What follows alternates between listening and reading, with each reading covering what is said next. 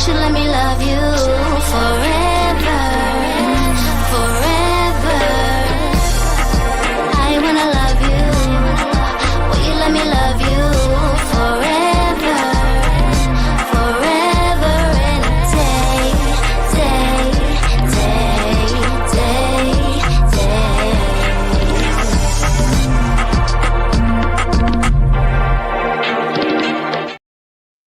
Happy Friday! Happy Friday. Welcome to TMW Online, the Melanated Way. I am Linda. That is Abby. We are on a Friday night, y'all. Friday night. How is your Friday going? Let us know. Covering all things 90 Day Fiance, the original.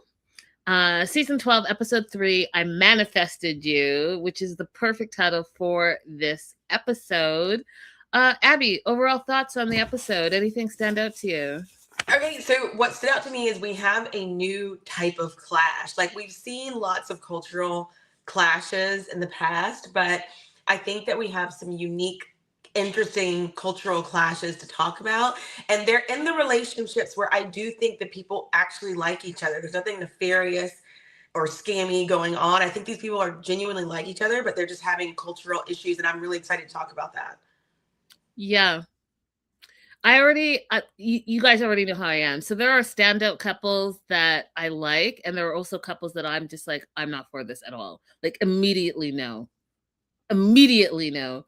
Hey, Olivia, happy Friday. Okay, Linda, before you get started, I have to say something that I forgot to say last time. You guys, Linda's birthday was last week. Everybody say, happy birthday, Linda. Thank you. Yes, it was last week. I had an amazing birthday. It was amazing. That's all I have to say. And I'm going to continue to celebrate into the week. And I'm excited about my weekend because I'm also going to be celebrating this weekend as well. Celebrate for the whole month. I believe in month-long birthday celebrations. I mean, girl, I've been celebrating for weeks now. So let me wrap it up a little bit. My liver wants to wrap it up. Eyes want to wrap it up. Like, I'm going to need to wrap it up immediately. But after this weekend, I promise. Okay. All right. Hey, so long time no see. Where you been? What's going on? Thank you guys for the birthday wishes. I really appreciate it. Okay. Mallory and Rasik. Okay. I just want to say off the top that I'm seeing red flags here, and it just couldn't be me. And I want you guys to remember that when people are showing you who they are, I really need you to pay attention. This fool is red flagging me already because he is showing that, hey, you know, I'm happy to be with you and I love you and I've missed you and woo, woo, woo, and I'm so sad and But when we're married, things are going to change. Did you notice that?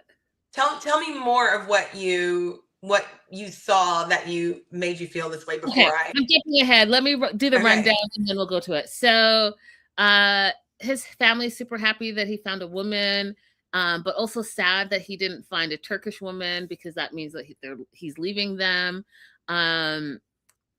But, you know, they celebrate with friends and family. So first they go to his friends to say the goodbyes. I thought it was, I wish they would have explained what the Rocky was, which was the milkish drink that they were cheersing to. I think it was a alcoholic beverage, but I'm not sure. Anyways, Mallory did not like it. Thought it was like sour tasting, but she does really love Turkish food. And I probably will look into it because I am still curious on what that drink is, unless you know what it is, Abby. I don't, but we saw it before. There was another couple that we saw in Turkey where she was actually very rude. So I thought that Mallory's, you know, I don't really like it. I don't care for it. But the other person that we saw was like spitting it out and being really rude about it. They described it that time as like a what is it? A curdled milk. Mm-hmm. Yeah. So, no. Becca thinks, she's like, hey, y'all. I think a lot of their stories produced and they're actually happy. And thank you, Natalie. Natalie says it's a fermented yogurt. Interesting. So whatever it is, a lot of people are not liking it. I'm open to trying new things though. You know what I mean? Because you might be pleasantly surprised here and there. So they're having a nice little cookout with his friends, and his friends are like, hey, are you worried at all about going to America? It's going to be hard for you because you can't work. You're used to being a manly man and Turkish man and all of that.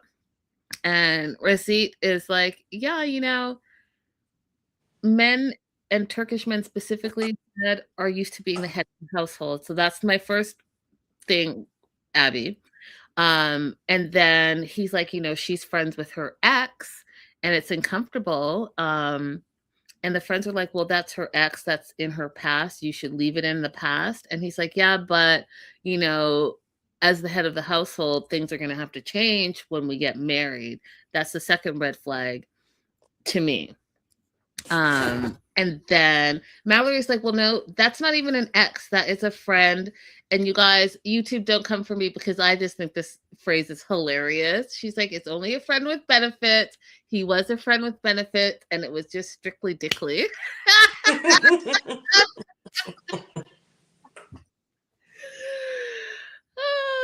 And it was years ago, and it's over, but they are still friends. Now, Abby, I'm going to be all up in your business, and you can answer or not answer. Have you ever had a friend with benefits? And if so, are you still friends with them? I've never had a friends with benefits, and I only have 2 male relationships right now that I would say that I'm friends with them. Neither one of those were previously romantic in any way. I have never successfully turned a failed romance into a friendship, and that's not on me. I'm a great friend. That's because men don't know how to be very good friends. They're not friends to their male friends. It's even more difficult for them to be a real friend to a woman friend. Like a man being nice to a woman that he doesn't find attractive, rare. I'm friends with almost every single ex that I have. Like doing stuff together friends, or like I can call you if I have a problem friend? No, absolutely not. We don't hang out, but we'll stay in contact. We know what's going on in, each other's lives, but that's about it. But I've never had a friends with benefits that. But I also don't live in a sparsely populated area. It may be because of where she's from. There's not a lot of relationship opportunity, like friendship opportunity. And so people tend to remain friends with people who they've known for a long time, regardless of whether it's like a healthy friendship or not. Because she's from a part of Alabama that, I live in an area that's so densely populated, I can just make a new friend. Some people don't live like that. That's true. But I just told you I'm friends with all my exes, and I live in a You're using the word friend, Linda. I would not use the word friend. You are simply in contact with these people. If you're not actively I see what you're saying. Like she's talking about somebody that she still goes to dinner with. They hang out. They talk on the phone. That's not what you're doing with your exes.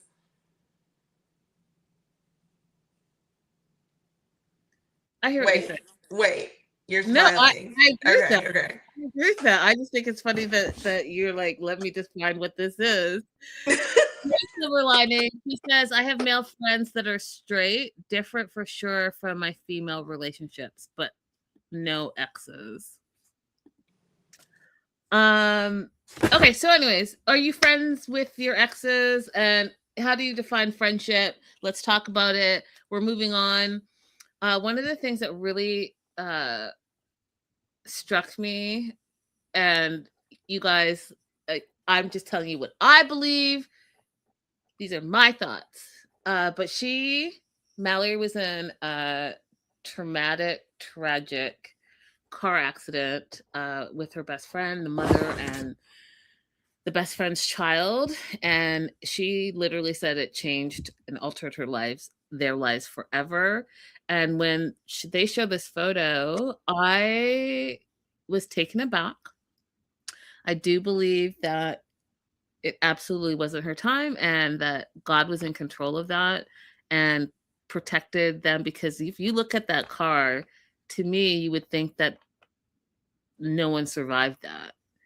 And so she talks about um, how they had to take 3 feet of her intestines out.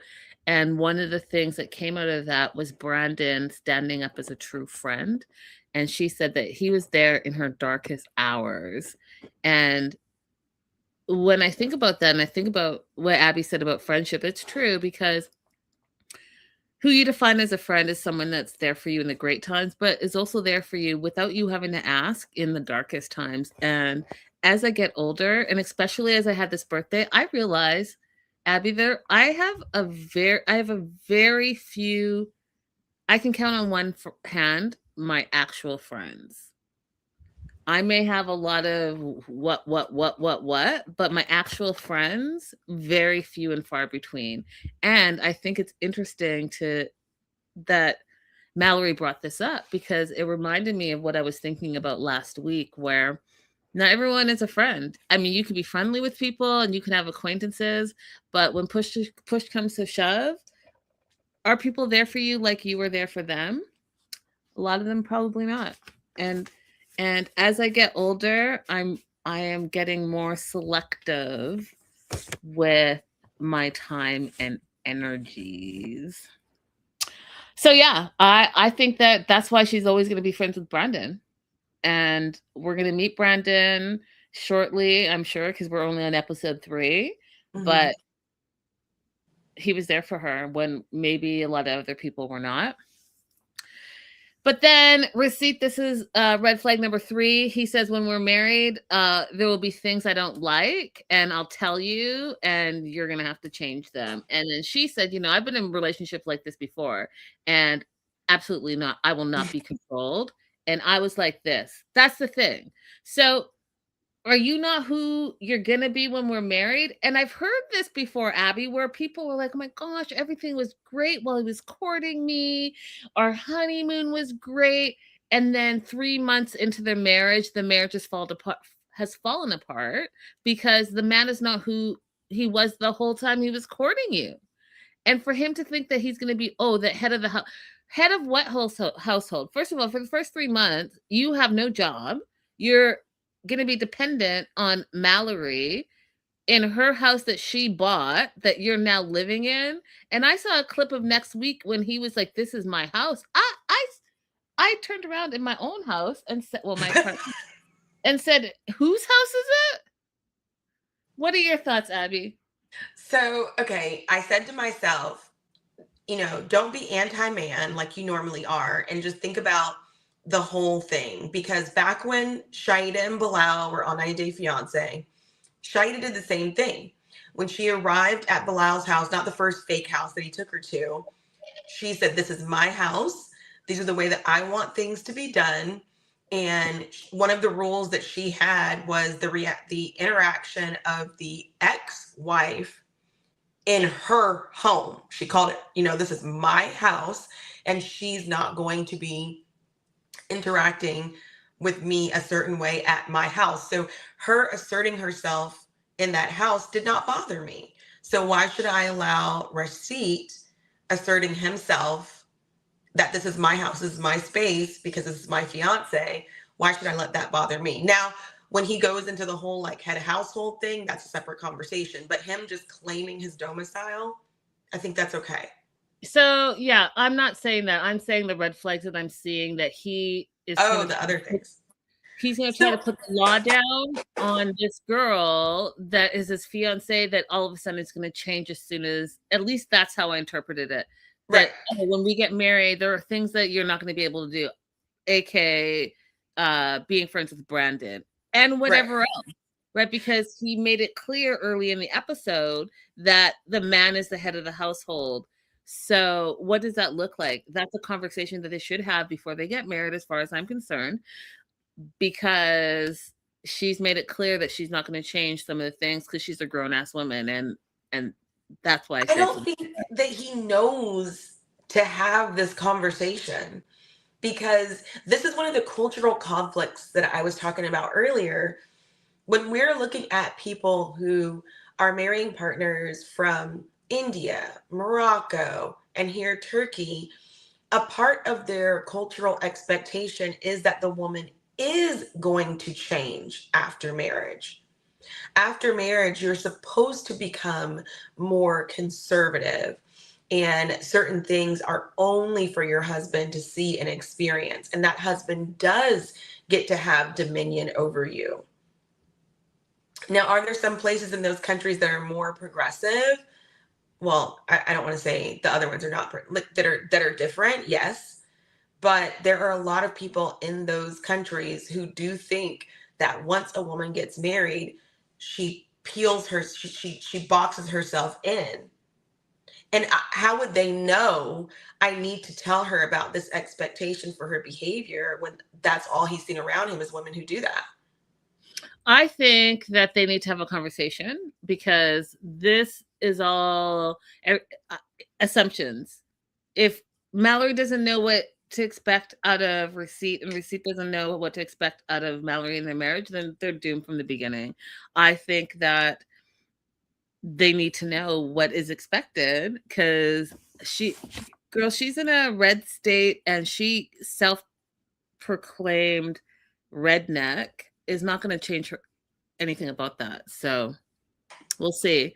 Becca says, I do also think it's funny anytime a mama's boy says he's going to be head of a house. I have the hardest time with that phrasing, even like coming from American men, head of household. Okay. Absolutely, Olivia says most of the couples' issues are due to miscommunication, lack of understanding each other's cultures, and even not understanding each other's language, accents, etc. Facts. And Becca, yes, they clearly did not talk about the 5 things, and that's why I feel like there's red flags going on here. In one of these situations, though, unfortunately, I think that even if they had a conversation about the 5 things, they would still have like miscommunications in different places.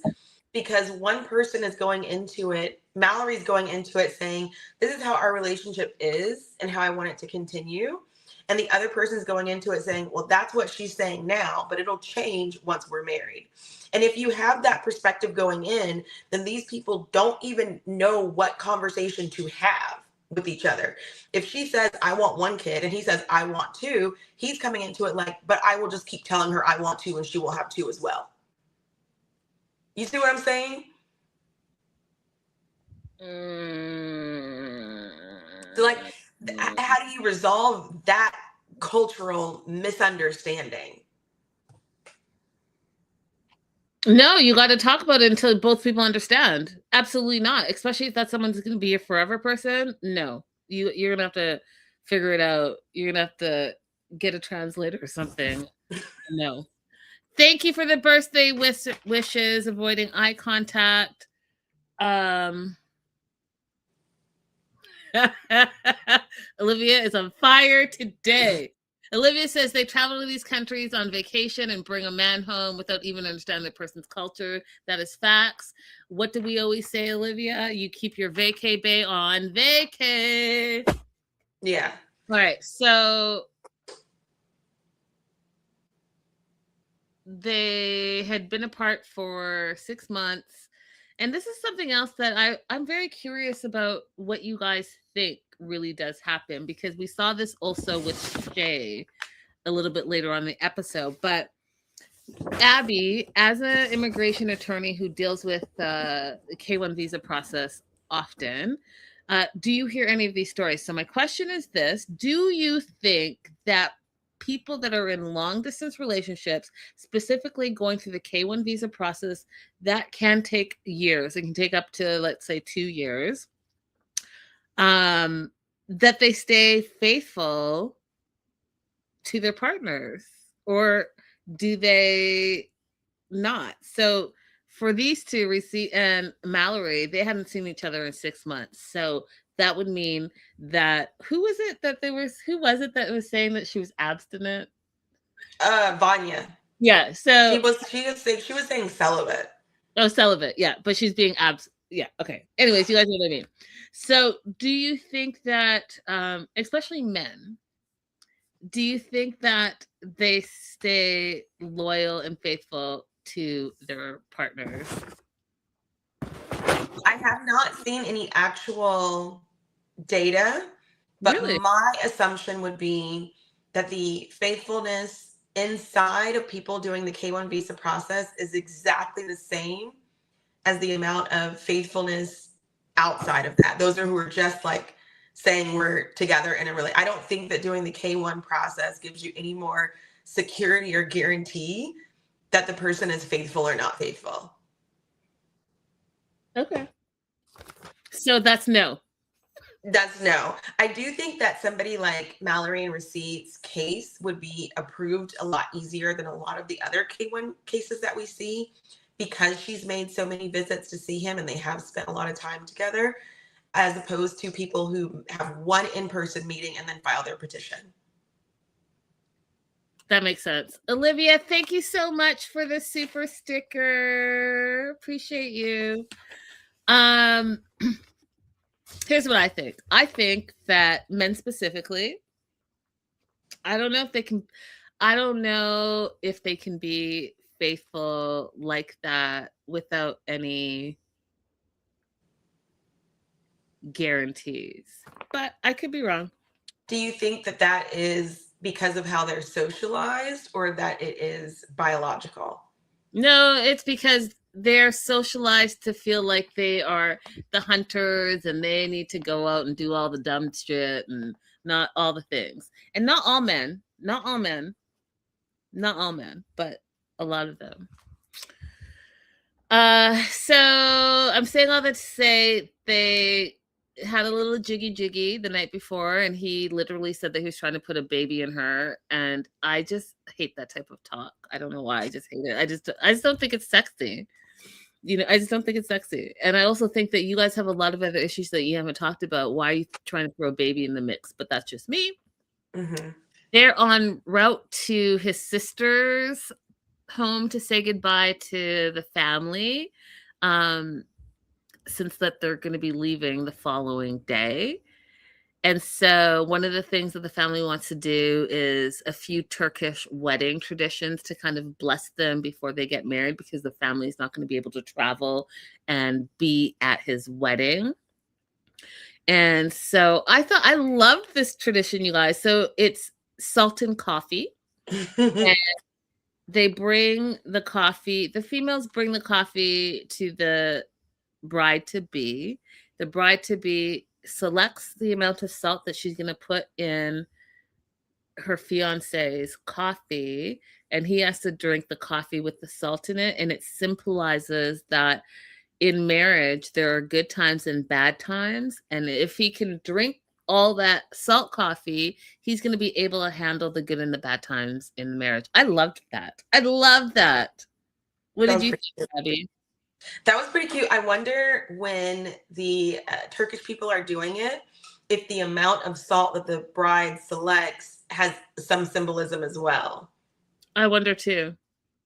And if anyone knows that answer, definitely let us know if you're watching the replay or you're in the chat and you happen to know. The family can't believe he's leaving the paradise, which is Turkey. And if you see, we've seen Turkey before. It does look very beautiful. And especially, Becca said, the assumption that Alabama is better than Turkey. Listen, you guys, Alabama has never nor will ever be on my travel list. I have never been there. I probably will never go there. But I mean, what is Alabama known for, Abby? I've only been to Alabama twice, and I'm from Georgia. So, I mean, I went once. We went to Birmingham because if you know the story of the 4 little girls who died in the church explosion, it was the anniversary of that event, and that church is still there. And so we went there, and across the street from there is the Civil Rights Museum, which is very interactive and has a lot of the stuff from the actual freedom riders. And then the park outside of that square is the park where the Children's March was. When you see all those terrible videos of the children who were being hosed to keep them from being able to go to school. That's where that was happening. And so they have it paved where you can take that walk around. So there was a lot of historical things to see there. But for a person who lives day to day in Alabama, I don't know like what, if they have the ability to move, I don't know what it is that keeps them there. I know everybody doesn't have the ability to move, but I don't know what keeps them there. If they do. I don't, and you guys, I just don't know anything about Alabama, but I'll tell you this, yeah. Absolutely. There's never been a time that my parents were like, we got to go to Alabama for that part. Becca says, when Sarper and Shekna did it, meaning the coffee and salt, he said that you're not supposed to make a face, and there's a correlation between your reaction and the longevity of your marriage. Interesting. Oh, okay. Because we know that Receipt, his face was all squinched up. Like he took it like a shot, and he didn't appreciate it at all. So we'll see.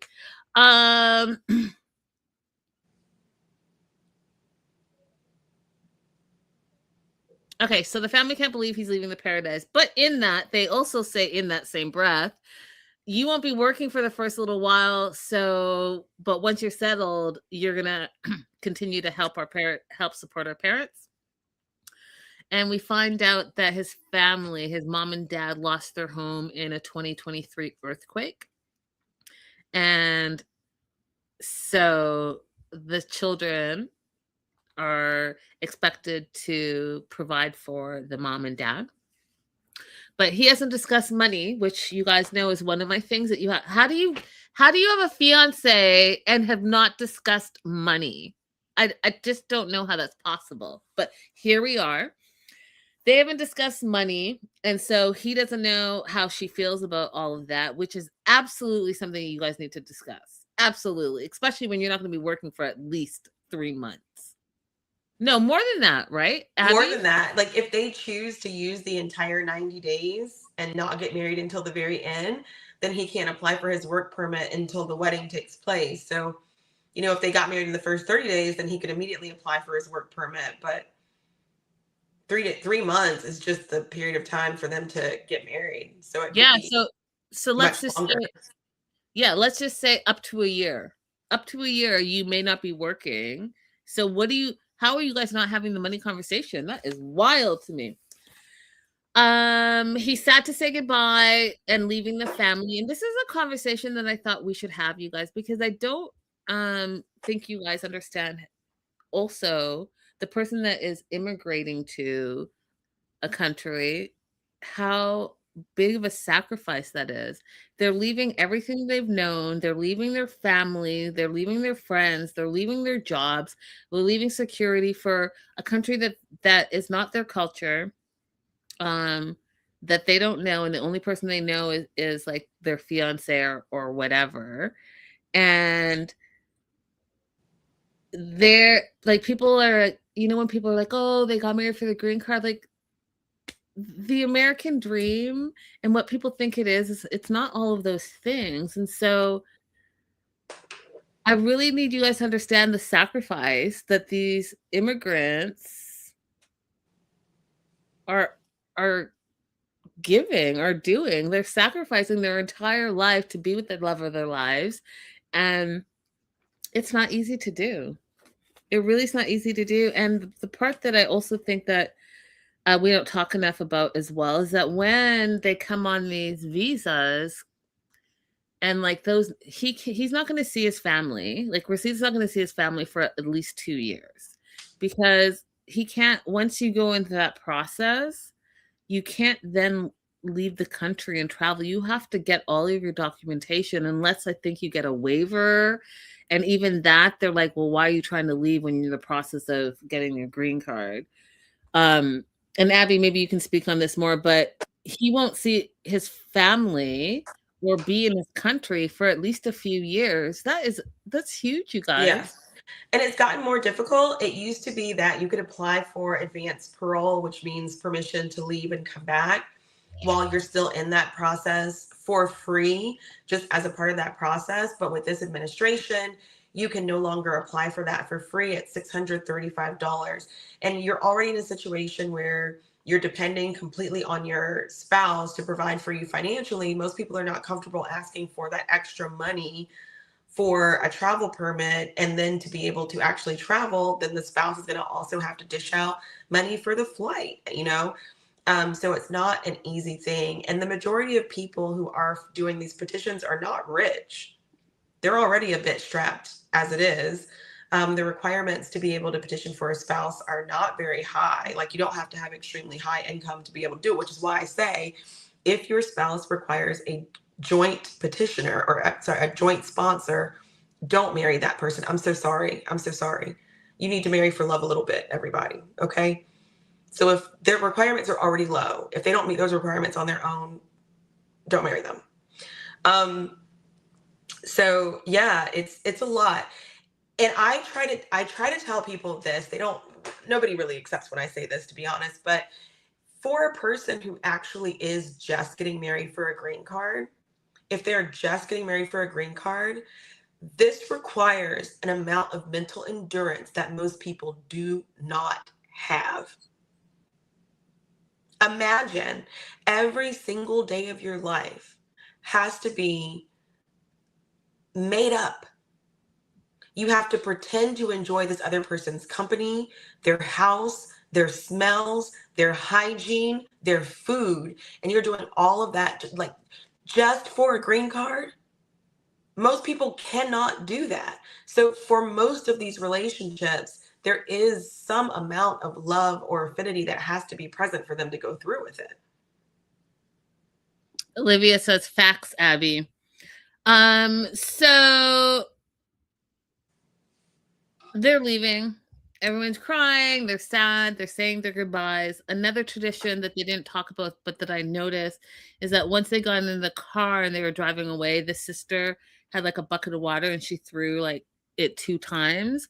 And I'm assuming, I don't know what it means, but it must like something like safe travels or protection on their journey or whatever. I don't know. I just love learning about those little traditions and beliefs. They're driving towards the airport and they're having the talk about him not working. And he says, I'm not going to be working for the first little while and I don't want to be poor. You know what? I don't want to be poor either. What do you think about that, receipt? Because I don't want to be poor either. And in that same breath, he also said that he wants to be able to send money to his family. And she's like, this is something we should have talked about. Why are you just mentioning it right now? I don't understand that. Like, I have bills. I have a mortgage. I have a car payment. You're not going to be working. There are other bills that I have to pay. And this is something that is true, even like from an African perspective, you guys. A lot of people in other countries think, because they've been sold the American dream, so they think all Americans are rich. And I want to let you know, I'm going to burst your bubble right now. Absolutely not true. Now, more so than ever, most Americans are living paycheck to paycheck. There are the few that are wealthy. And as we see, I was about to have a TED Talk and I'm just about to stop myself. What I'm trying to say is that all the stuff that you see on TV, all the things that you believe, not true. Most Americans are not rich, period, and full stop. And so for her to say that, as the Alabaman who owns her own home, that we've already learned, that she's still like working to pay her bills. So she's like, this is something that we should have talked about and you should have mentioned it before now. And then he didn't really get it. And he said, well, can't you go to work and one day of your pay will be dedicated to my parents? And I thought, the audacity of that statement, because not only will she be taking care of you for at least a year, you now want me to take on your parents. And let me tell you something, you guys. I don't know about you, but I know that When I saw 10.99 strawberries at the market the other day, I was livid. When I see gas prices, and if you follow me on my social media at Linda is So Girly, my personal, I post stuff like that. When I saw almost $7 gas, I was appalled. So a day's work in this economy is a lot of money. Abby, I feel like you have something to say. I mean, this is one of the cultural issues that they're having. Unfortunately, it's not just, the commercial stereotypes of Americans that Mallory is fighting against, but it's the fact that she's visited Turkey multiple times. Do you know what that means to him? That doesn't mean that she scraped and saved and used reward points. That means she's got money. She's got money to burn. If she can come visit me multiple times and each one of these flights is $1,000 round trip, then obviously she should have no problem giving 10,000 lira a month to my parents. That's only $217 roughly. That's nothing to her because she's flying to visit me multiple times here in Turkey, and she's paying for hotels while she's here, and she's buying all the food she wants while she's here because the conversion rate is so great that what they're experiencing in this conversation is something that he did not even know would be an issue. It's just, I got to say it and then it'll be done. Is it That's what I think. And I know, like, from my perspective as a Westerner who does not need to send money to my parents, has never been asked to send money to my parents. For me, it's ridiculous for you to assume such thing. But if I was from a culture where I was expected to do that, then it would have already been in my mind, oh yes, I have to remember that I need to also put some money aside for his parents while he's not working, because that's a part of me taking care of him. Cultural clash. 200 USD a month is nothing in comparison to what she earns, in his opinion. I mean, I do think that, again, I'm not sure if I necessarily agree it's a cultural clash. I think it's a relationship clash. I think that that's a conversation. They didn't talk about money, and now he has assumptions. You can both be you can both be Americans, and this girl is thinking that you are going to pay all her bills, and you're like, absolutely, that's not what I'm going to do. But you guys haven't had the conversation. Do you see what I'm saying? Like, you have to, I don't care who you are. I don't care where you're from. You guys have to talk about money. Because if you're not on the same page about money and how you spend it and how you save it, you guys are never going to work. You're never going to work. I am going to take a stance right now. I'm making a declaration. If you are an American dating an immigrant who has previously, like, their country has previously been represented on 90 Day Fiance, I do not excuse you from not making an inquiry into whether or not support is going to be expected from you for that person's family. Or if once that person arrives in the United States and begins working, if part of their check is always going to be going back to that family, to the home country. You are not excused from not knowing that and not inquiring about it. There's been enough exposure for us to know about this expectation and to ask about it. Facts. And I agree with Olivia. His family gave vibes, almost like he's the token son or son that can use his looks to help his family. The way his brothers were depending on him to send money back was kind of wild. I mean, yeah, I got that vibe too, Olivia. I was like, well, are we all... How about this? Could this be an option? If you guys were all contributing to the family as it was, he was a pirate on a boat or whatever, and you guys were all... I'm such a jerk. I was like, a pirate on a boat? I totally take that back. Sometimes I say things that I think are hilarious, and in my mind, I'm okay, so if they were all equally contributing and this is again just my opinion, if they were all equally contributing before what is her name, Mallory, got in the picture, then you would think that them knowing that he's not going to be able to work, that they would pull their side up a little bit for the short amount of time until he gets on his feet. But instead they're like, hey, you're going to America, make sure you're going to be sending money, right, to the family, right? I mean, that may have been exactly what the conversation was. The conversation may have been, we all need to find different ways to contribute to the family after this earthquake or fire. I don't remember which one it was, the earthquake. There's an earthquake. You know, and he may have said, you know, in addition to whatever job I'm doing, I'm also like online looking for an American or an English girlfriend / wife. That may have been part of the strategy. We don't know that. Maybe, but I'm just saying, like Olivia said, what are they contributing?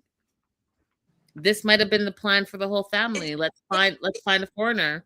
Yeah, Olivia, it doesn't even matter. Like, it doesn't even matter if they're contributing also 10,000 lira. They are still going to assume that him getting his 10,000 is easier now, and maybe he could even send even more. We're moving on to Debbie, unless you have anything else you want to add to the couple. Let's go. Moving on to Debbie. Debbie, no. Just Debbie, no. This is a couple that I'm going to tell you right now off the top. On episode 3, I can't stand Mito. I can't stand him already.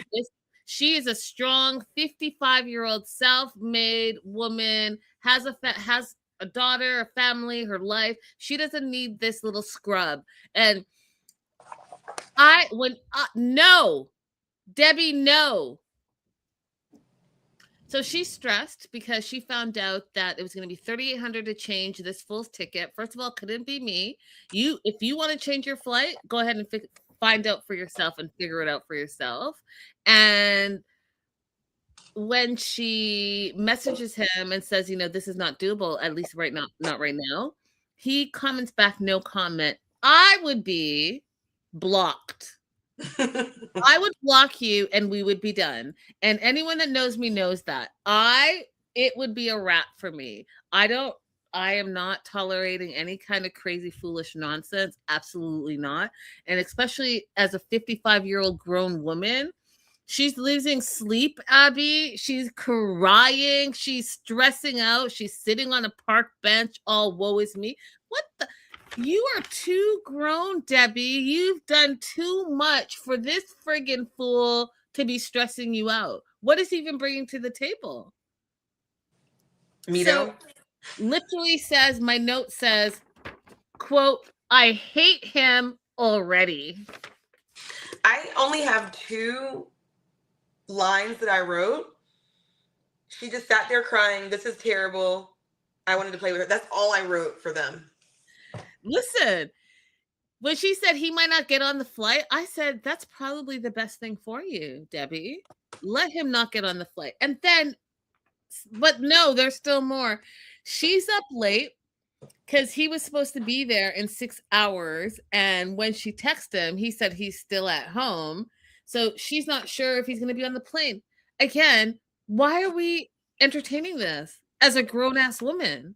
You have grown children that don't behave childish like this. Like, are you dealing with a child? You are supposed to have, this is supposed to be your fiance who you're going to share your life with, and he's playing games with you and you don't know where he is and you're losing sleep over it.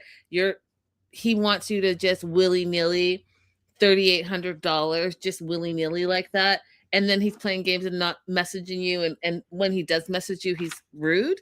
I don't, you guys, no. I don't think so. That couldn't be me. And maybe I have a cold, dead heart, but I also know that I'm not 19 anymore and I'm not playing teenage games. You can't waste my time. But here we are.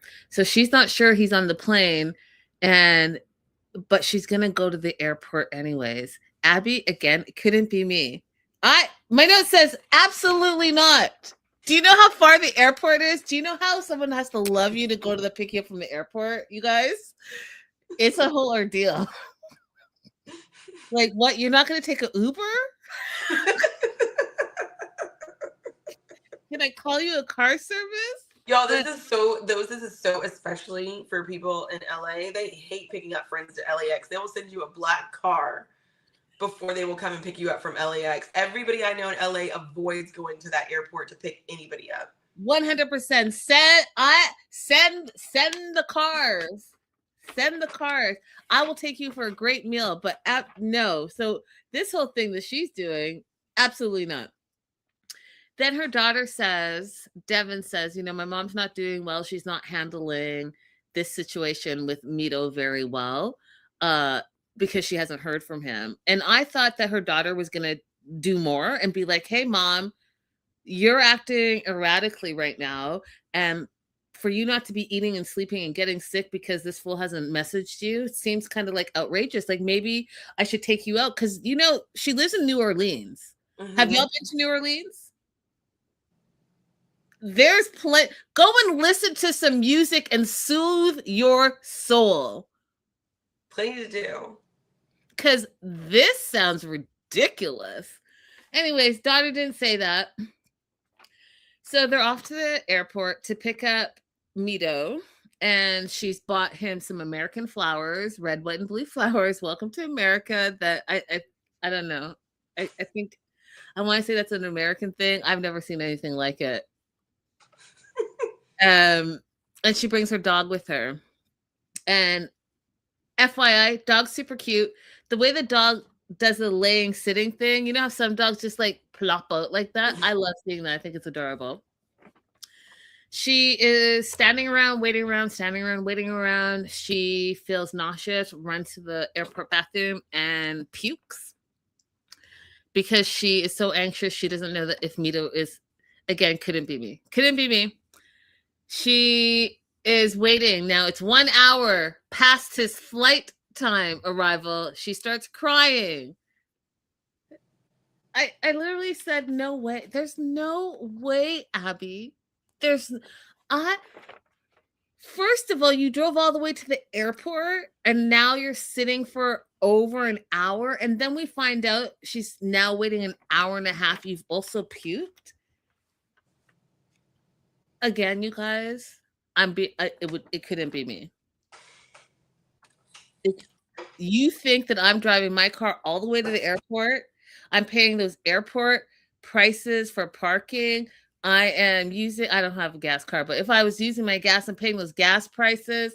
And then I'm going to sit around and be sick and hang out at the airport all day waiting on you, not knowing if you're coming or not. Abby, I have a whole life. I mean, the airport, it's Alabama. They probably don't have a charging parking lot, but still. No, we're in New Orleans. Oh, New Orleans. That's right. Yeah, you're paying for that parking. Yeah, I can't. There's no situation under which I'm at the airport and you haven't confirmed with me that you're coming. I mean, planes also have Wi-Fi nowadays. So if you're choosing to not tell me that you've got on the plane, that you're on the plane, all the hours it takes to come from, I've never flown from Egypt, but I'm assuming that's at least 10 hours. Maybe. What? Maybe 8 at the least? At least 10. Yep. No, I'm not there. And I don't care if you're coming anymore. Because what is that? What is that playing with me? Exactly. What is that making me unsure? Right. And that's supposed to be never a moment. At no moment in any relationship should I be confused about who I am to you. Agreed, 100%. Agreed. And if your partner is also purposely making you feel insecure about yourself and your relationship, then that shouldn't be a relationship that you're in, which is my whole point of this whole Debbie thing. So she sees on the board that his plane has landed. She's hopeful that he's on it. And then she sees him. She starts crying. They hug. And I just don't see it. I don't see the chemistry. I actually don't even think that they play on the same teams, but that's just my personal opinion. And what is the first thing he talks about? He's in the US. and he's there to do his acting because he wants to be famous. These are his words, you guys. And also, as a side note, to marry his fiance Debbie.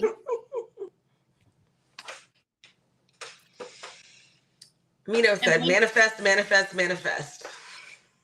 listen, y'all. He's like, I made it to America. I'm about to be famous. Oh, by the way, I probably gonna have to marry this woman to get my green card, and I probably have to give her a little bit of attention because honestly, I guess that's why I'm here. Mm-hmm. Crystal didn't call her, didn't message. No, nope. Like I said in the beginning, hate him already. You want to add anything else? No, I have no other notes on them. Moving on to, so here's what I thought was interesting, you guys, because when TLC sends out the press releases, and I do get them, and they give me the breakdown of all the couples, Paula and Thomas were not on it. So you know how I normally show you guys, like, oh, here's the new couple? They were not on it.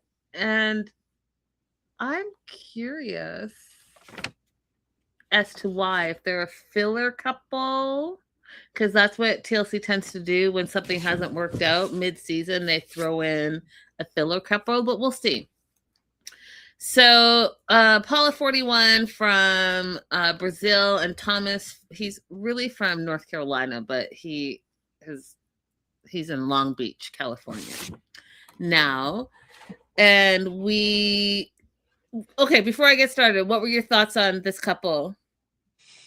I do feel like this couple has some really genuine love and interest for each other, but it's for me, it's just a little bit weird when somebody announces a dating preference outside, not even just outside of their own, but just specifically white. When somebody has a dating preference for a white person, that's a little weird for me.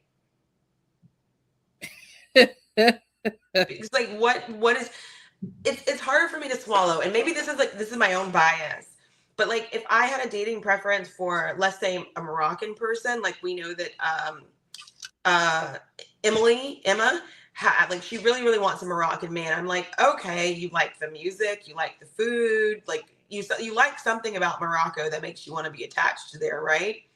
The same thing when people are constantly going back and forth to like the Philippines or Thailand. Okay, you got an Asian fetish, like, all right. But when somebody says like, I really want to marry a gringo, I really want to marry a white person, I'm like, what are you after there? Domestic violence? Like, what are you after?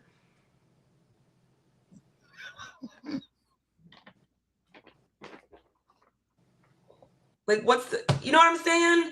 I don't know if I'm saying it wrong.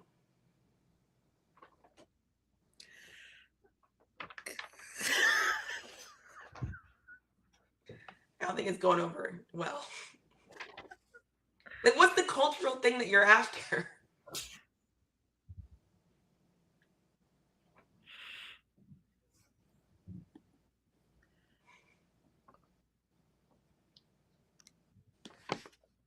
Silver Lining says, my PR bestie is like that. She just likes blonde hair and light eyes. She finds it attractive.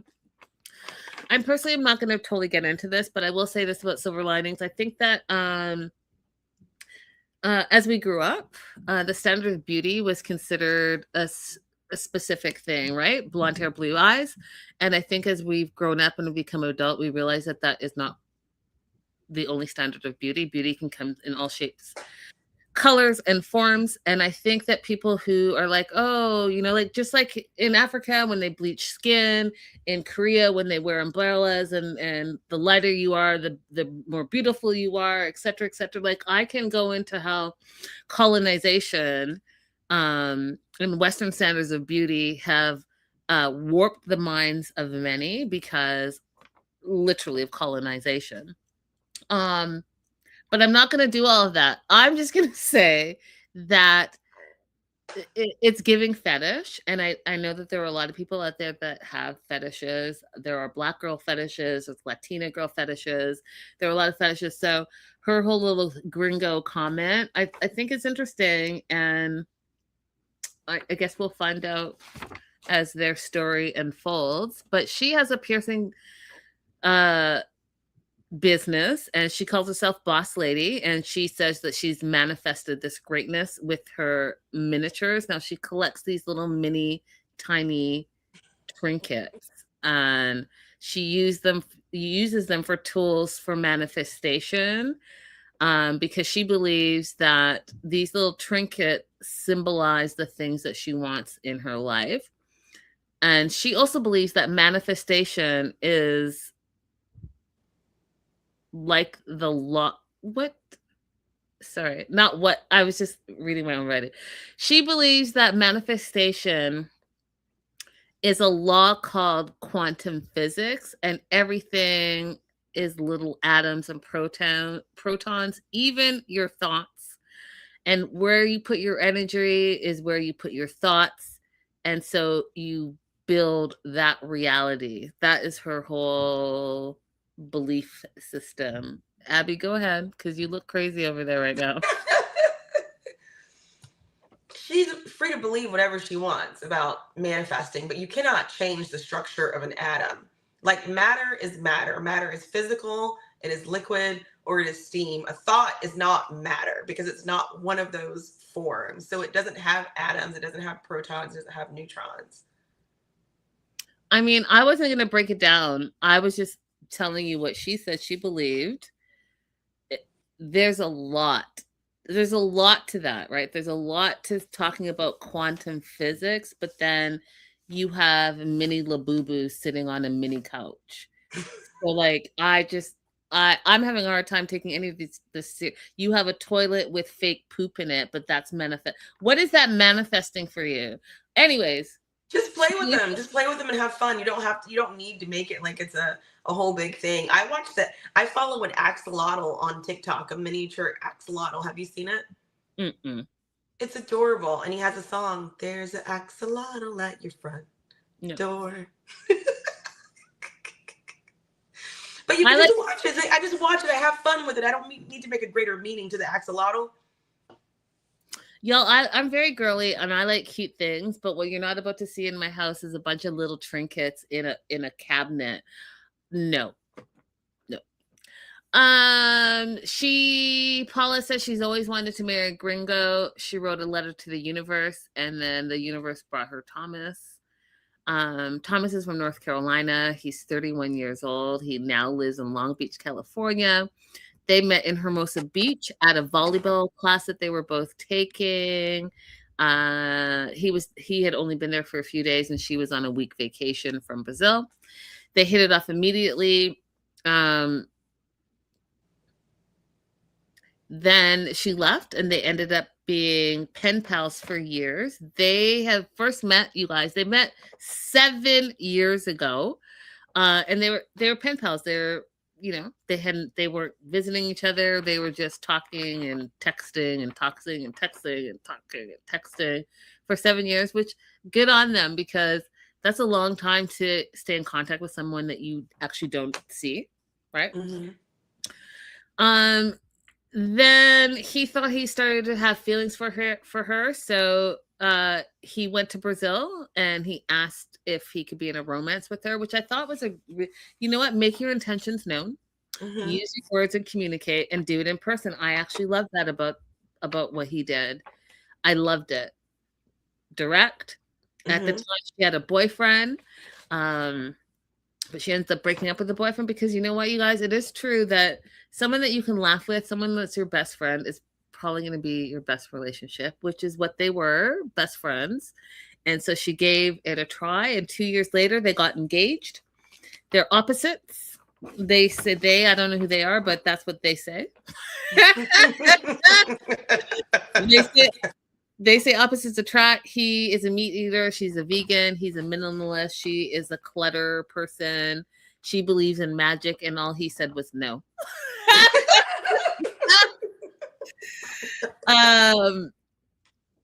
And here's what I really loved about Thomas and him bringing in Paula to his life. Now, he didn't do some things, but here's what he did right, in my opinion. Even though he's a meat eater, carnivore, he was making rice, beans, and tofu. And keeping it in a warm container because she's now traveled halfway across the world to be with him, and has only had plain food, and maybe those dietary restrictions were not met, and so he was thinking of her and her needs, and she's going to be hungry after a long flight. How about some substance and some substance that you eat, which is vegan? Love that. That was cha-ching, green flag.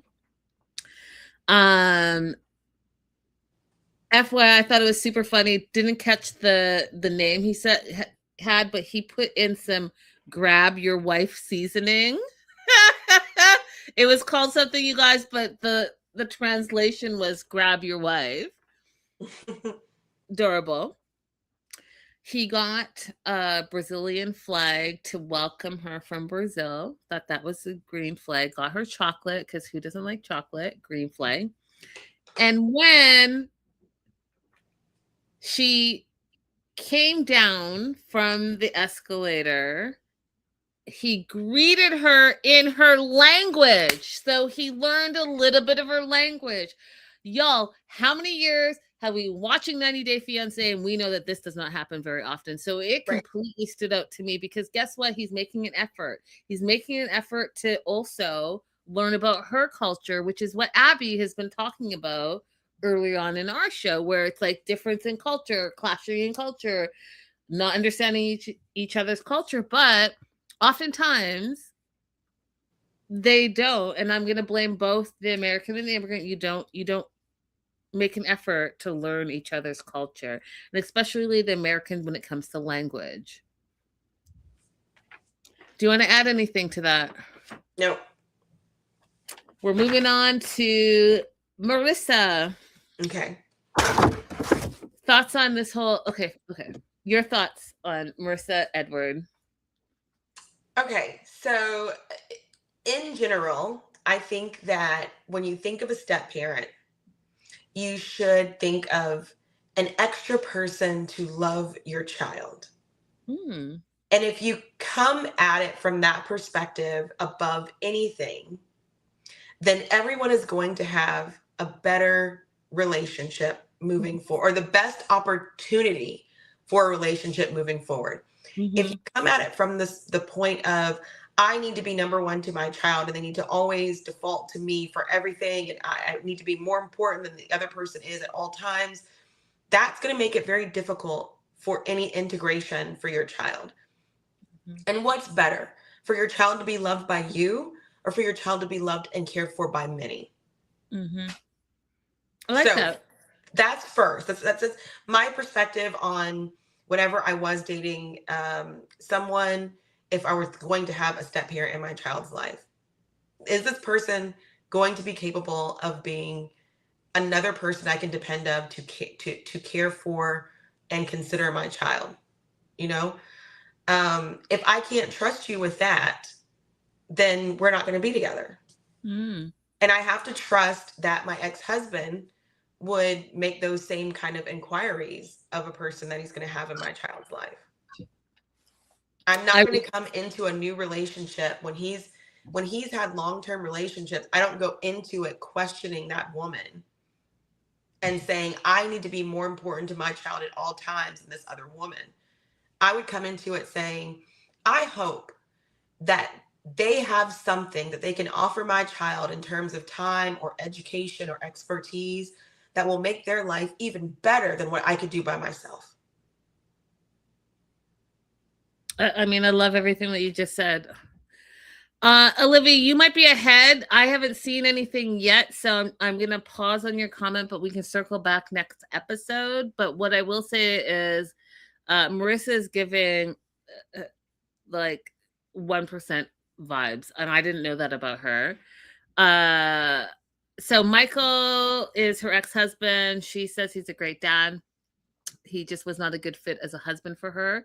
But they have worked on co-parenting in a healthy, kind way. I actually really love that. I think more people need to work on that, work on co-parenting and being kind, because at some point you two loved each other. And so you need to like sort through that. So her sons, Derek and Cole, are spending time with the dad. It's his time to have them. But before they leave, she wants to have a tete-a-tete with Michael about the dynamics of the family changing now that Edward is coming. How does he feel about it, etc., etc. Michael is having some feelings because one of the things that I don't think Abby is very co-parenting of Marissa is that she didn't tell him, Michael, about her relationship. The kids told him, and then he confronted her. And I thought, if you guys have done all this work to co-parent and be kind and be healthy, that was very toxic of you to allow the children to be the one to tell your ex, especially now that he's not only are you dating, but he's moving into the house. That is a big change. Right. That's too much information, changing the home environment of your child without the other parent knowing.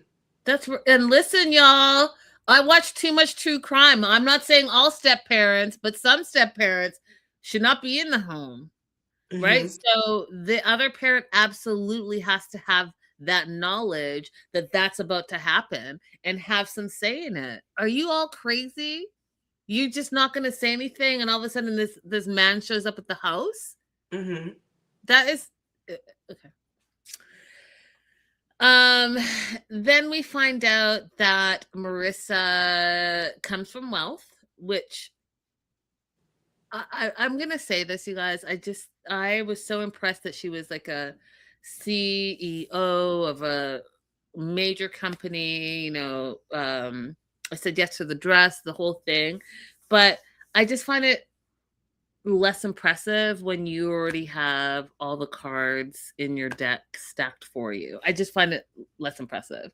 So that being said, she comes from wealth, and Michael talks about how even with him, he felt like a loser because her parents had so much wealth that he didn't feel like he could measure up to the standard of what she's used to having.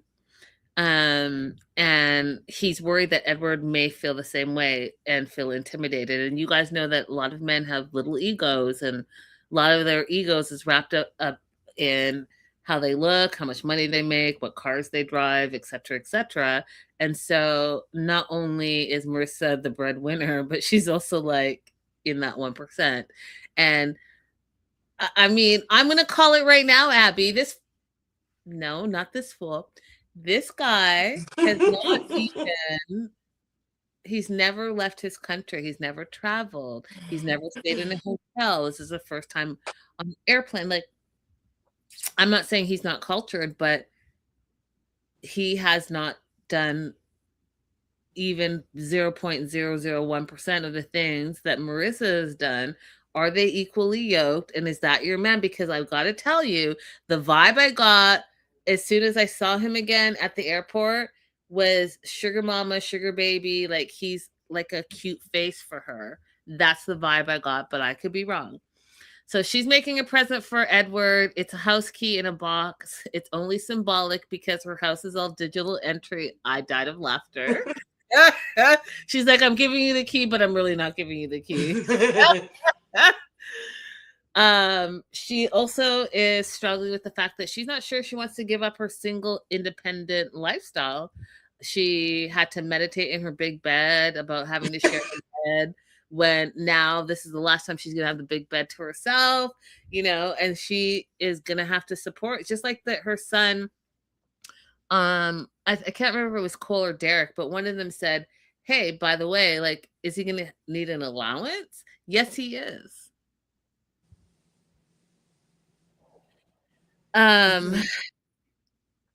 So she gets to the airport. She's feeling a little bit, nervous because, again, she doesn't know what she doesn't know, and she doesn't know if she really wants this. And that's fair. And so Edward arrives. I'm saying the same thing because I'm just shocked. He's 41. He's never left the country. First time on a plane. He talks about opening, closing. He says opening the window, but what he really meant was the shades that are on the planes, because you're not opening a window on a plane, ding dong. Oh my god. I just don't see this working, you guys. So it's not that I don't like them. I'm not sure what is connecting them. You want to say something, Abby? I feel it. So go ahead. Edward has got himself in the 0.1% of 90-day people who actually come into a situation that is what people think Americans live in. Him and Aaliyah, okay? Him and Aaliyah have landed in the lap of luxury. And if Edward does not behave and know how to milk this and make this happen, I don't know what to say to you, Edward. If you let your ego interfere with this free ride that you have been presented, what can we do for you? Because if I landed in this situation, I would be like, what do you want for dinner? Give me your card, I'll go get the groceries, and I'll have your dinner on the table. You know what I mean? 100%. 100%. Olivia says she says her family didn't really accept her ex, but somehow she thinks they will accept the younger, poor Dominican. Okay, Marissa. I don't know that she's even looking for acceptance from her family at this point, is she? Do you think she really cares about her family's acceptance at this point? Edward better walk the dog and do the dishes, play soccer with the kids. Look, if I walk in the situation, as far as I'm concerned, you can call me Mrs. Doubtfire. Okay? Oh, you guys are so I'm going to be a cross between Mary Poppins and Mrs. Doubtfire. I'm going to have them kids singing their ABCs. Have them clothes washed and pressed. Put on 4 or 5 different accents. We are out of control over here. Okay, so fun fact about me and this is true about me, and this is a side note, but okay, so I like, and Abby's the total opposite of me, and we talked about this, and this is why I haven't mentioned it. So I love a good bag, you guys. I'm a bag girl. Oh. I love a good, yeah, and I already know your stories, Abby, and I know that's not your thing, but I love a good bag. I really do. They make me very happy. And so when my note says this, not leaving her LV bag on the floor unattended. Not only are you at the airport where you're not supposed to leave your bags unattended, but you now put your Louis Vuitton bag, on the big one, on the floor, and just walked away for this dude that's never even bit off of. You guys, I had to pause because I get distracted, and I said no. I know it's because she felt like production was around and the cameras around, but you left your bag on the floor. And also, as a Black person, we do not. There are so many superstitions about that. You do not put your purse on the ground. That is the ultimate no. And the dirt. There were so many things going on in my mind at that moment, Abby. I just could not. Airports are so disgusting. Yeah, I wrote it in my notes because I knew you were going to freak out about it. And even though I don't care for bags that much, I would not be leaving anything that belonged to me behind while I ran anywhere. Unattended on the floor? Unattended on the floor. Bags, Silver Lining say bags never go on the floor. Bad luck, takes your money. Same thing that we've all grown up and heard. I'm just saying. But that just goes to show you that whole that bag means nothing to her. It's that's like a I don't know, what's like a cheap bag? It's like a Temu bag to her. Yeah, for her it was nothing. To get it replaced or have it clean means nothing. And so the last thing I wanted to say, and getting your opinion from an immigration attorney perspective, is she meaning Marissa raised a really good question. She said, and at least I thought so, she said, going through the K1 process is not for the faint of heart. It really tests the relationship. And can relationship endure 2 years of the K1 visa process? And I wanted to see what your take was on that, because I also think that is true between the distance and the money and knowledge and paperwork, and then getting your partner over and then going through the 90 days, that whole process, Mm-hmm. that's 2 years, right? For Mm-hmm. someone that you say, hey, I've spent a little bit of time with them and I think I love them, but you haven't spent the day-to-day time because you haven't had that opportunity yet. Can a relationship and can your relationship survive that? Mm-hmm. A great many applications are abandoned. A great many applications are filed and they're either immediately abandoned and they don't respond to any requests for additional documents, or once they are approved and go into the interview phase, the person just never schedules an interview, never attends the interview. A great many are abandoned because the relationships don't make it for one reason or the other. And that's okay. Like, you don't have to force the relationship just because the K has been filed. But I would be interested in exactly what the statistics are, just in numbers, because we won't know why they didn't pursue it. But just in numbers, I'd be curious to know how many are filed that are not pursued, because that's a revenue source for the government Right. when people file and then they don't pursue it. Yeah.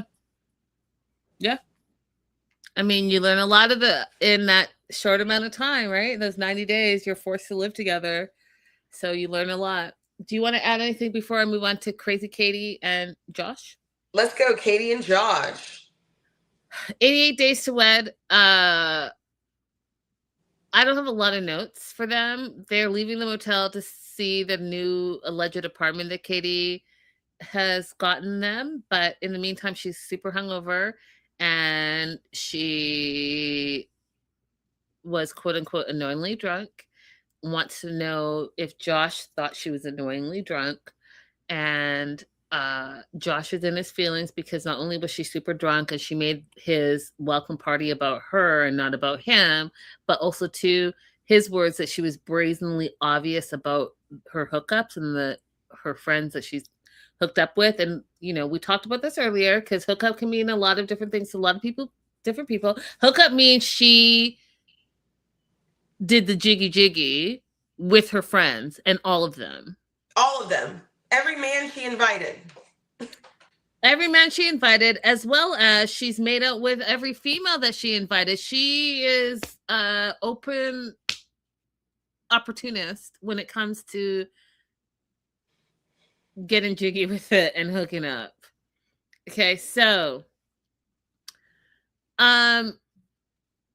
he's thinking about he's in his feelings because she's a party girl, and he's thinking about marriage and future. And I do want to say these two things. First of all, you met her exactly who she is.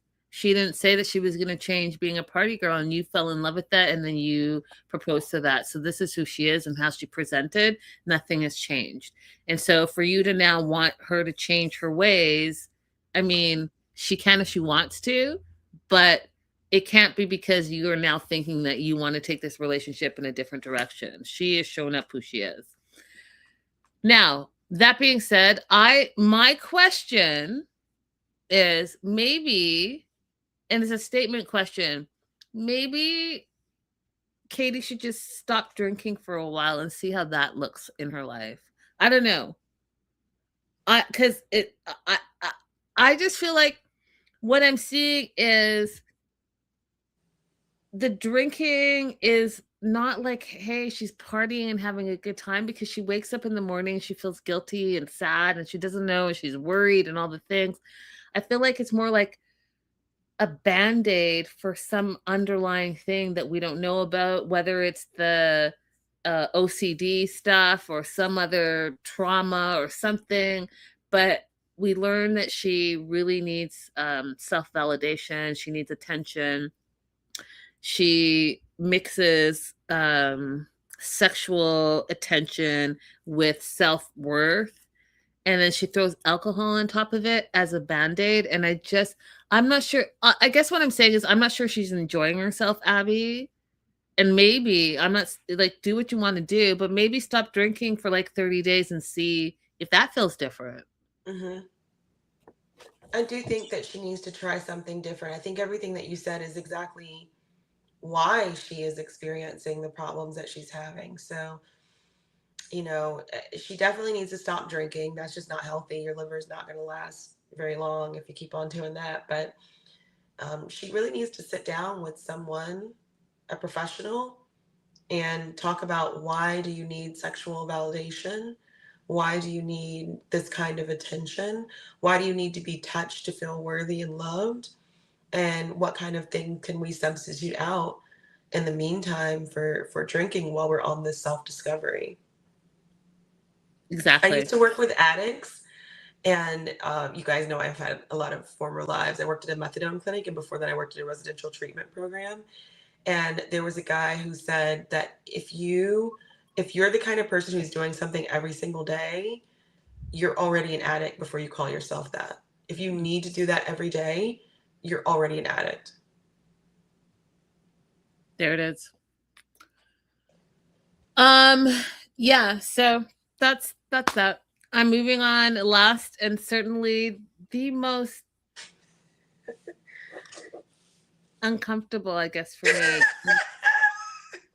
Shay and Annabelle. What are your thoughts on this couple? Man, anytime I see him come across my screen, all I think about is how she took that rag straight from his cooter to his face.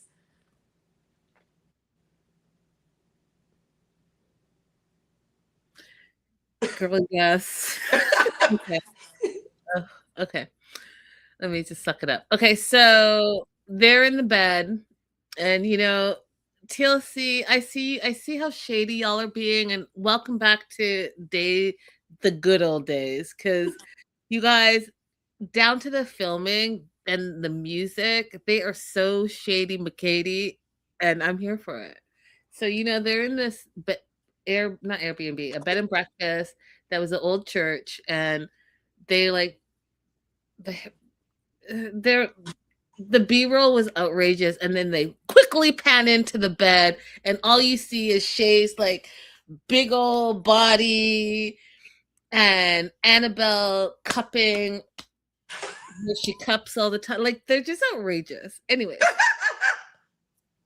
and the first conversation they're having is Annabelle says, which is something I've been talking about this episode with you guys, is how have you been satisfying yourself for the last 2 years? Because they haven't seen each other for 2 years.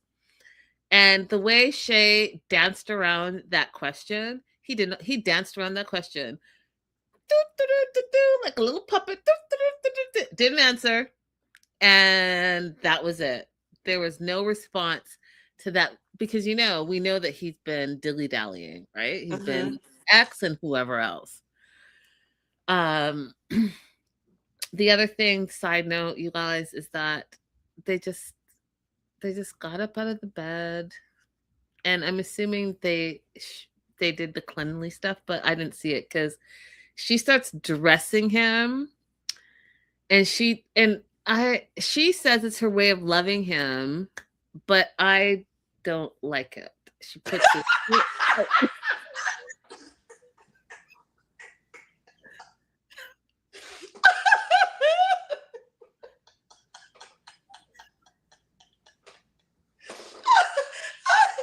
you said, I don't. I just don't. I don't like it. It's giving schmuck vibes, schmuck tourist vibes. Like I just don't like it, you guys. I don't like it. He's like 50. What is he's 54 years old? Like he should be able to put on his own t-shirt and socks and like. Is that your baby? You're cleaning his ass and wiping his face and also dressing him. I need for us to consider something. We're conditioned to look at this like Shay is the bad guy, and he might very well be the bad guy. But I need us to consider the possibility that Annabelle is a feeder.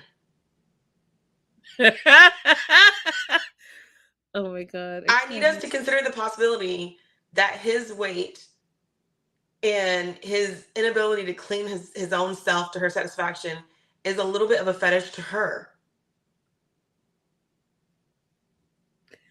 You probably are not wrong. You're probably not wrong because you know what? Now that I think of it, every time they go, you know how they do the to camera photos first? Like this is the couple. They do the thing and she's always patting his belly. Patting his belly. Oh, oh God. Okay. It's I'm gonna have to circle back on this, you guys, because that is just too much for me to think about right now. So I'm gonna keep it pushing. They're leaving the hotel that they were in en route to his house. He is warning her about Allison, his daughter, which I don't know, you guys. It's given. Ugh. You know how I say how some single moms make their sons their head of the households, the man of the house. This is giving the reverse of that, where she's a single woman, but like she's in a whole on relationship with her dad. That's what it's giving to me, at least. It because the comparisons that she does, and she's like, I'm not going to be competing with Annabelle. Competing? Mm-hmm. Is that the word you meant to use? That's odd. That's odd that you would choose that kind of language. Right. But yeah. Anyway, so Shay is warning Annabelle that Allison's not going to let Annabelle get between her and her dad. And then I literally said, what? Like, what are you, Shay, going to do about this? Like, as a grown-ass man, knowing who your daughter is, and you even said your daughter is a bully, what are you going to do about this? Because you are bringing this woman into your life. So perhaps you should have a conversation about your daughter and her poor behavior, and maybe remind her that you're not in a relationship with her, that's your child, and you're in a relationship with Annabelle. I don't know, but it almost seems like when you're saying that, you like it. You like that she's jealous. You like that she's like competing with your woman. It's weird. I don't know, he you guys. likes the fact that he's in a role with his daughter that is not clearly parent and child. He enjoys this blurring. Yeah, and it's weird, you guys. It's Abby. It's Yeah, I don't like it. And then he had a very American conversation. First of all, you can come for me if you want, but I'm going to stand 10 toes deep in this. I don't understand Americans' obsession with ranch dressing. I just don't get it. And when I saw the ranch commercials and all the, like, you guys are just putting ranch on everything. Is that what we're doing now? Just on everything? On everything? And so when Annabelle was talking about rice being a staple in the Philippines, and rice is a staple in a lot of countries, you guys, just throwing it out there. But when he compared it to bread and potatoes and onion rings, I said, oh, America. Like, oh, America. Onion rings, Shay. Bread. See, like when he was first started talking, I was with him. I was like, okay, I'll give you bread. I'll give you potatoes, whatever, you know. But when he said onion rings, I was like, now Shay. Onion rings. You guys are just so crazy. It's just so crazy. You guys are so crazy. So crazy. So they get to the house, and this whole you guys, the whole situation is just so, I don't know. I think maybe I've just been big city living, and I need to go to some of these smaller. I don't know what's going on, but they get there. She's greeted with what I said was craziness after a long flight, and I've done many of them. What I'm not about to do is walk into chaos. Like, no, thank you. Between the kids, the mess, the dogs, the gates, the lights, even Annabelle said it was all crazy for her. It was too messy. There was dog hair everywhere. She couldn't even sit down. She had to move the toys from the couch. She couldn't even sit down. She started cleaning. She was already folding blankets, like the whole thing. She said, oh, look, it's dirty.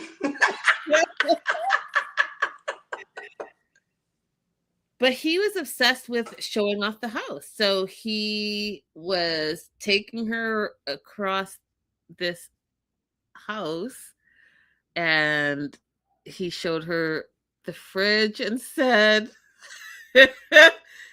look how big this fridge is. Look, this is an oven. You don't have an oven. This will be the first time because in the Philippines, where she's from, she only had cooktops.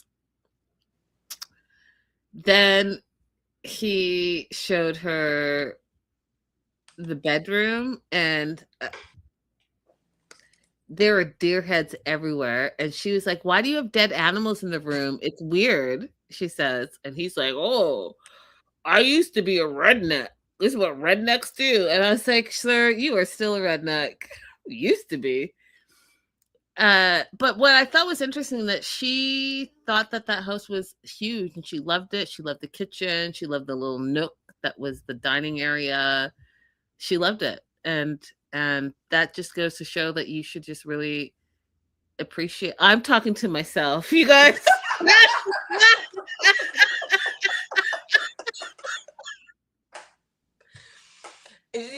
If you have not ever watched us before, Linda is very confused about how somebody living in a trailer can be considered rich. And I think that's just like a distinctly American thing, that you can have rich trailer park folk and that other people also consider him to be wealthy. But Linda keeps looking at it like, I don't get it. He lives in a trailer. Why are we talking about him being wealthy? Because he is in that world. He is. He has a double wide. He has a what? A double wide is a type of trailer. Oh God. I don't even want to know. I just don't even want to know. I don't want to know about it. I She's just this is what I'm saying. Like from the very top of the show, that's what I've been saying. That this season is showing us some Americans that y'all have never seen before. And I really feel like being exposed to this type of American is going to help you understand why we're in the situation that we're currently in right now. 100%. 100% because this fool had, listen, y'all, those deer heads were bigger than the bedroom. And then the things that he was focusing on was just so he shows her the room. I'm looking at these deer heads and fish. He had an axe. You know how much true crime I watch? You got an axe on the wall in the bedroom where most, anyways. So this is another very, very American thing. You guys, Linda is Canadian. You don't understand how violent American culture is. You don't understand how violent our homes are. And like him having weapons on his walls did not even register to me. Oh, yeah. I was like, what Did is not even register to me. The majority of people's homes that I went into as a child, we have guns. it's a lot. It's a lot. Like it was a lot. That's why I was like, I get it, Annabelle. She's like, it's weird. It looks weird. Yes, it does. It looks weird. And why? No. Anyways. Now you'll get a better understanding of why we fight y'all when you try to pickpocket us when we travel to Europe, because like we're violent people and you're not even seeing those of us who have felons because they can't travel.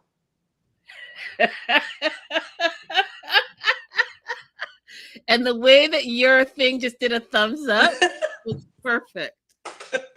Okay, so the other thing that I thought was weird is that he shows her a bunch of jewelry that he got her. So he got her a diamond ring, diamond earrings, and a necklace.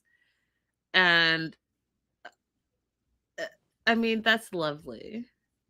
I'm sorry. I need you to see what Silver Linings just said. I don't actually know if we're allowed to read it, but I need you to see what she said, because this is exactly what I'm talking about. Oh. That sounds terrible.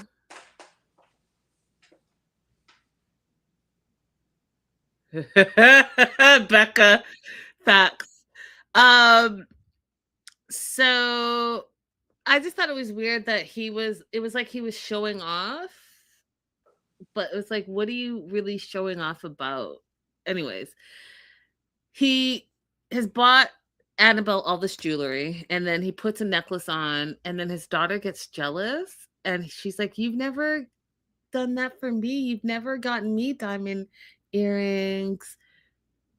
And it was weird, you guys. It was like a weird, I don't know, like je ne sais quoi. I don't know. Do you know what I'm saying? I don't know. It was weird. Like the vibe I got was off. I can't explain it. It just what it didn't sit right with me.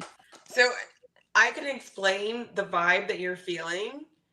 Let me try to do it YouTube friendly. There is a category of corn that if you are a corn watcher, it's constantly being pushed off on you. And it's in this vibe of inappropriate relationships between step parent, child, inappropriate family relationships. And it is consistently existing within a particular dynamic. This is the vibe that you're feeling. Oh my God. No. Oh my. A Targaryen type of thing, if you will. I just, you know what? That, okay. Oh. Oh. Okay. Focus. Okay. So his daughter's jealous of his fiance, which is so weird. And then she literally says, you guys, if Annabelle is going to make this a competition between them, then she's not going to give her blessings for them to get married, and then she's going to have to go back to the Philippines. And then again, I said, a competition? Is that the word you're looking for?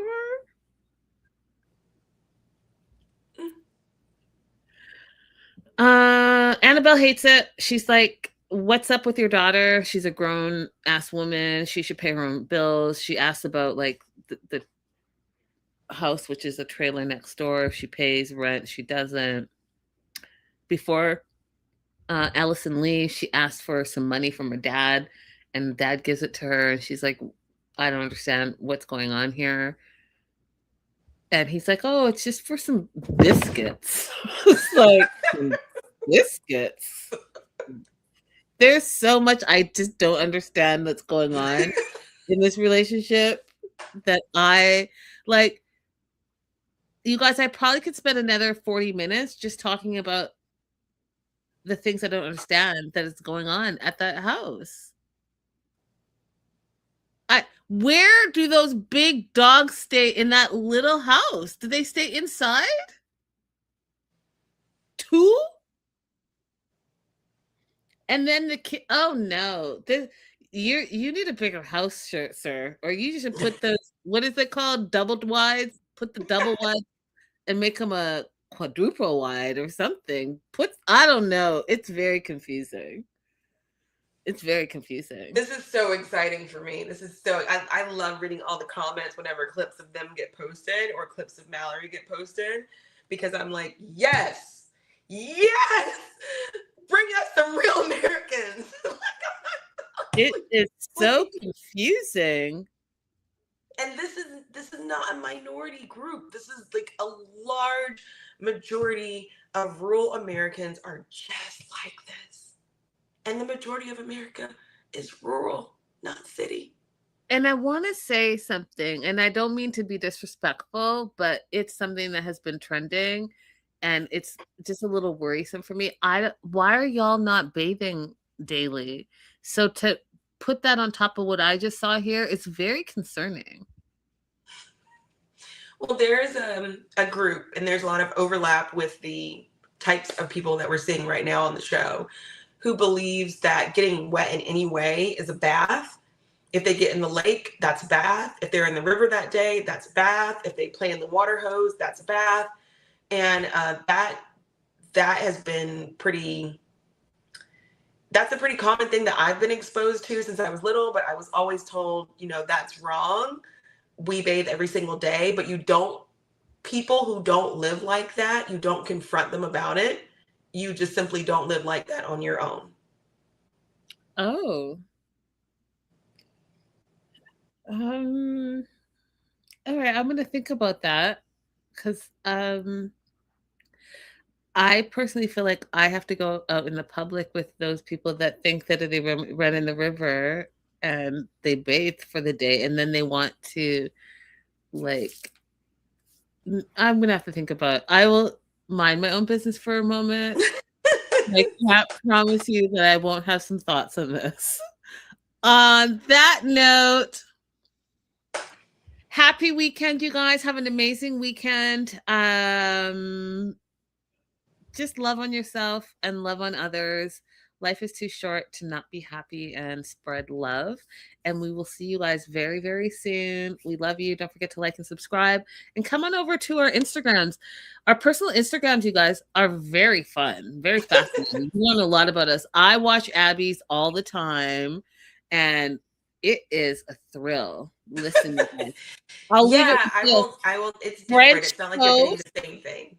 thick French toast, egg, sausage or bacon, your decision, on top of another piece of thick French toast.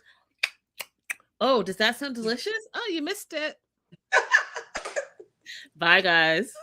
Bye.